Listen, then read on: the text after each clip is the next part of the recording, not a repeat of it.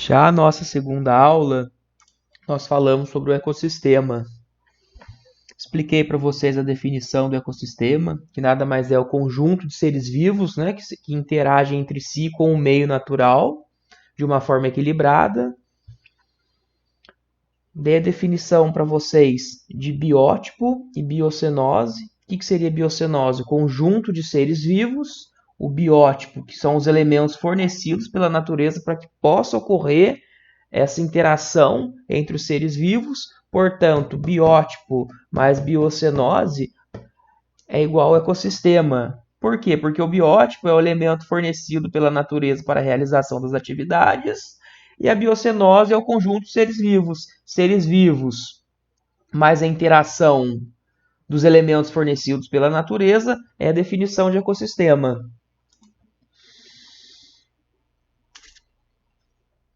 Falei para vocês também, né, como deve ser um ecossistema, que deve ser um sistema equilibrado, estável e autossuficiente, e que cada ecossistema ele vai ter a sua particularidade. Por que cada ecossistema vai ter sua particularidade? Porque vão depender de características topográficas, pedológicas, climáticas, botânicas, zoológicas, entre outras.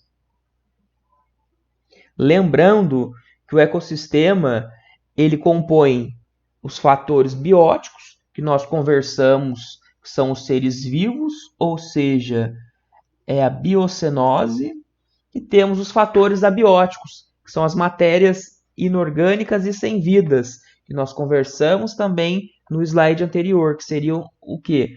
O biótipo.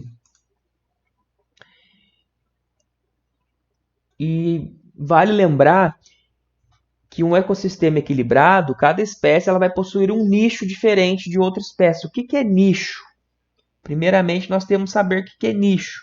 Nicho é a função que cada espécie vai estabelecer dentro do conjunto de um ecossistema e sua relação com as demais espécies e com o meio ambiente. Então, sabendo que o ecossistema é equilibrado, cada espécie vai possuir o seu nicho diferente de outra espécie, então vai ocorrer esse equilíbrio. Por quê? Imagine que espécies possuíssem o mesmo nicho. Com isso, ocorreria o quê? A competição entre essas duas espécies. Vocês concordam comigo? E, infelizmente, isso ocorre muito devido à introdução de espécies invasoras e exóticas no ecossistema. Aqui no Brasil nós temos alguns exemplos clássicos, como por exemplo o caramujo africano, o mosquito Aedes aegypti, a abelha africana, entre outros. E essas espécies invasoras, elas representam sim uma ameaça à biodiversidade em todo o planeta. E como que essas espécies exóticas vieram para um ecossistema que não as pertence? Grande parte, elas vieram através da ação antrópica. O homem teve uma contribuição muito grande para isso. Certo? Agora eu vou dizer alguns aspectos negativos que essas espécies invasoras elas acarretam não somente à fauna e à flora, mas também ao ser humano. Um exemplo do caramujo africano, ele destrói a parte da agricultura, né? Que ele funciona como uma praga agrícola. Podem causar doenças ao ser humano, como por exemplo a meningite. E o seu alto crescimento populacional. Por quê? A partir do momento que ele entra num ecossistema que não é dele, não tem predador para ele natural. Então ele prolifera mesmo. Aqui estou reforçando para vocês o que ocorre para que um ecossistema possa estar em desequilíbrio ao invés do equilíbrio. A ação natural ocorre, mas só que o ecossistema ele já está preparado para suportar essa ação natural. Então, o que vai prejudicar esse equilíbrio seria mesmo a ação antrópica. Um exemplo aí são os desmatamentos extensivos. Gostaria de conversar com vocês também sobre a cadeia alimentar. Que isso eu venho reforçando para vocês que com o aumento da cadeia alimentar, a energia ela vai diminuindo. O autótrofo, o que é autótrofo? São os seres que sintetizam seu próprio alimento. São os fotossintetizantes e os quimiosintetizantes. Eles possuem uma energia X em sua alimentação. Já o herbívoro, que são os animais que se utilizam, que se alimentam dos autótrofos, na sua alimentação já vai ser X menos Y. Ele já não vai conseguir absorver a mesma energia que o autótrofo conseguiu. E o carnívoro, por sua vez, se alimenta de um herbívoro. Então a sua energia vai ser X menos Y menos Z. Então vale lembrar, quanto maior a cadeia alimentar, menor vai ser a energia distribuída nessa cadeia. Beleza?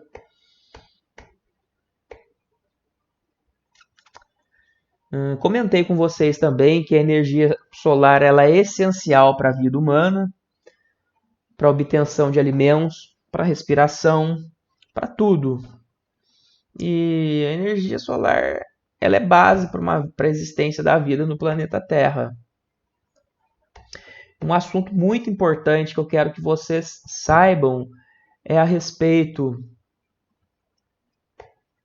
da amplificação ecológica. O que seria essa amplificação ecológica? Ao longo da cadeia alimentar, ocorre uma menor distribuição de energia a cada nível. Foi isso que eu comentei com vocês. Na amplificação ecológica é o inverso.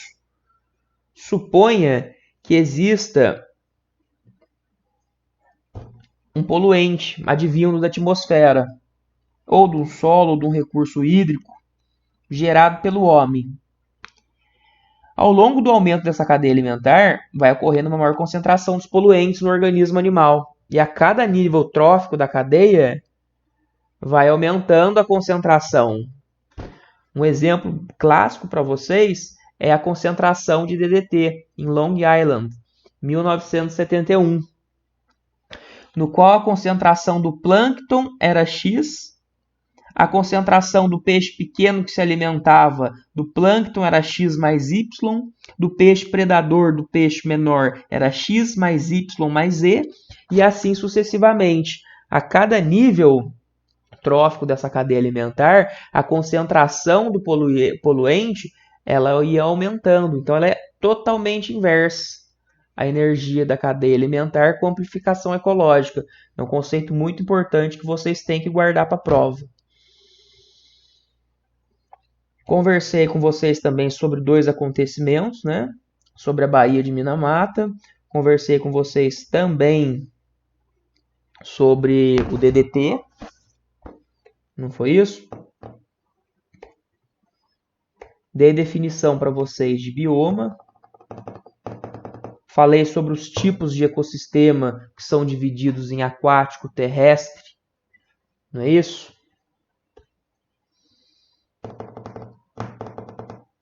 Falei com vocês o que é dividido o ecossistema aquático. Como aqui é uma revisão, eu não vou passar todos os slides com vocês. Vou passar tópicos que vão ser úteis para a nossa revisão. Tá certo? Vamos ver. Ecossistema é isso que eu quero que vocês guardem. Agora vamos falar um pouco de ciclo biogeoquímico. O que seriam esses ciclos biogeoquímicos? São processos que ocorrem na natureza, né, para garantir a reciclagem de elementos químicos no meio. Esses ciclos eles possibilitam que os elementos interajam com o meio ambiente, com os seres vivos. E esses ciclos biogeoquímicos são divididos tanto em gasosos quanto sedimentares. O ciclo gasoso, exemplos dele são Deixa eu ver aqui.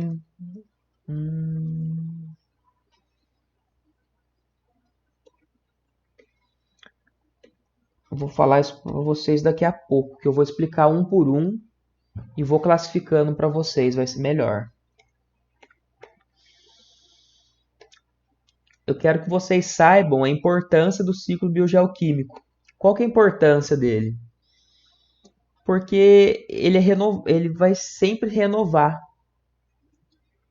E assim, com a ciclagem desses elementos, garante-se a sua reutilização pelos seres vivos, certo?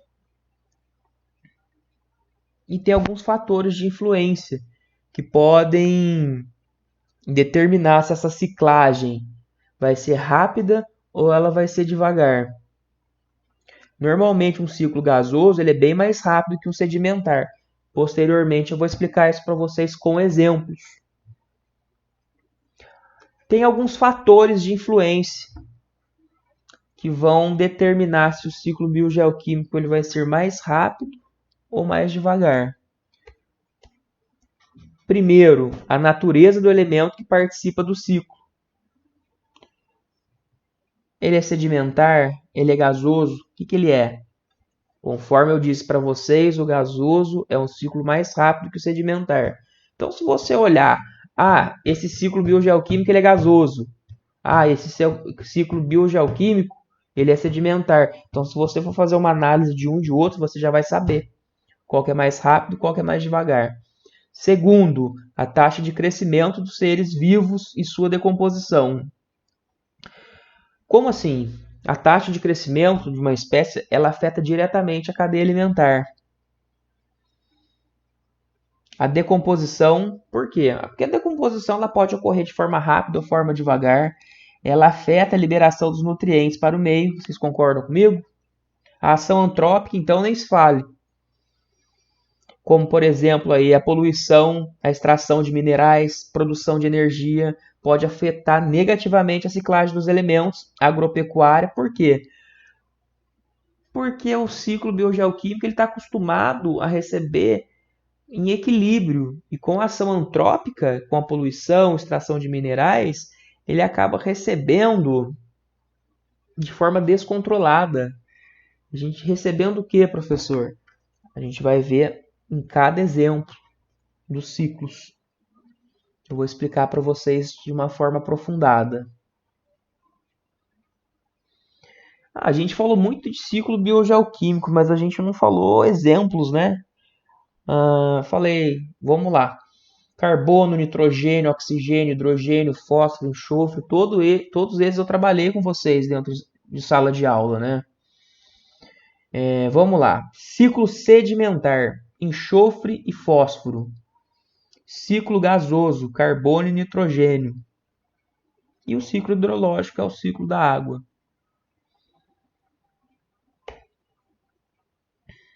O que seria? Assim, gente, eu não vou explicar passo a passo, porque eu já expliquei isso em sala de aula, então os vídeos vão ficar muito grandes e maçantes.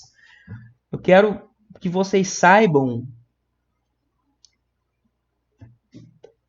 assim, o que a ação antrópica acarreta, claro, de forma negativa no ciclo. Vamos ver o do carbono primeiro? O resto dos slides eu peço que vocês estudem e leem. Vou tratar de assuntos principais com vocês. O que a ação antrópica acarreta nesse ciclo de carbono? Desmatamento.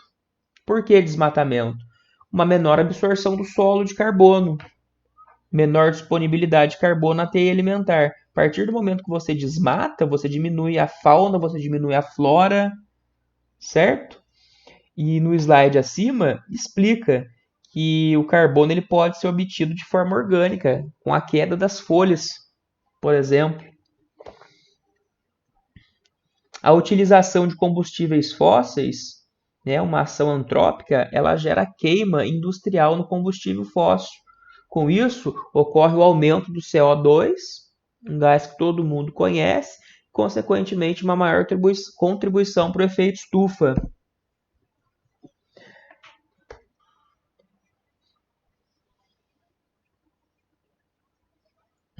Vamos lá. que é mais do ciclo de carbono que é importante? As consequências, né? Falei para vocês as ações, não é isso? Do desmatamento, da utilização dos combustíveis fósseis e para a contribuição do efeito estufa. Tem outras ações também,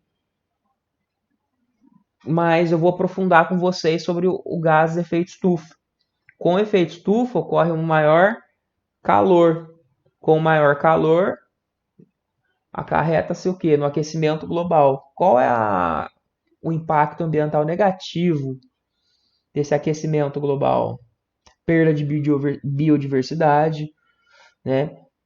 Não somente no meio ambiente, mas também o homem em si, ele sofre um aumento de algumas doenças, como por exemplo a dengue, a malária, problemas de abastecimento de água, entre outros, né? Agora, esse ciclo de nitrogênio é muito importante vocês saberem que a base desse ciclo é através de bactérias. Isso daí é importantíssimo, porque pode ser que na prova caia para você conseguir aí discernir a diferença de um ciclo de nitrogênio para um ciclo de carbono, certo? Então vocês vão estudar esses slides. Quero que vocês saibam que o ciclo do nitrogênio, a base dele é da ação de bactérias, tá certo? A sua ação antrópica é alteração negativa no ciclo de nitrogênio. Eutrofização de lagos e rios, certo? Por que eutrofização? Com a descarga, por exemplo, da parte da agricultura, do nitrogênio, que é um agrotóxico muito utilizado, um fertilizante, né, químico, ocorre a contaminação do solo e da água.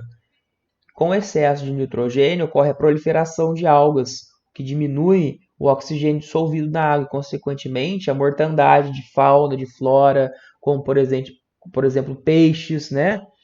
E alguns tipos aí de microfloras no meio aquático. Aí está uma foto da eutrofização, né? A água fica com uma cor esverdeada. Agora vamos falar para vocês um pouco do ciclo biogeoquímico, o ciclo do fósforo. A ação antrópica dele também é eutrofização de lagos e rios. Né? O ciclo do enxofre. Qual que é a ação antrópica no ciclo do enxofre? O homem ele acaba interferindo no referido ciclo através da queima de carvão vegetal, de óleos combustíveis industriais, liberando assim qual substância? O dióxido de enxofre, no qual acarreta-se em efeitos potenciais tanto ao homem quanto ao meio ambiente. Um exemplo clássico é o problema respiratório, meio ambiente, chuva ácida que interfere indiretamente o homem. Por quê? Mancha carro, problema respiratório, acaba prejudicando a parte agrícola, né? Mata tudo, porque é uma chuva ácida. Definição de chuva ácida é muito importante vocês saberem, provavelmente deva cair na prova. O ciclo hidrológico eu não vou cobrar na prova, até porque nós vamos ter uma aula exclusivamente sobre águas, tá certo? Então a parte de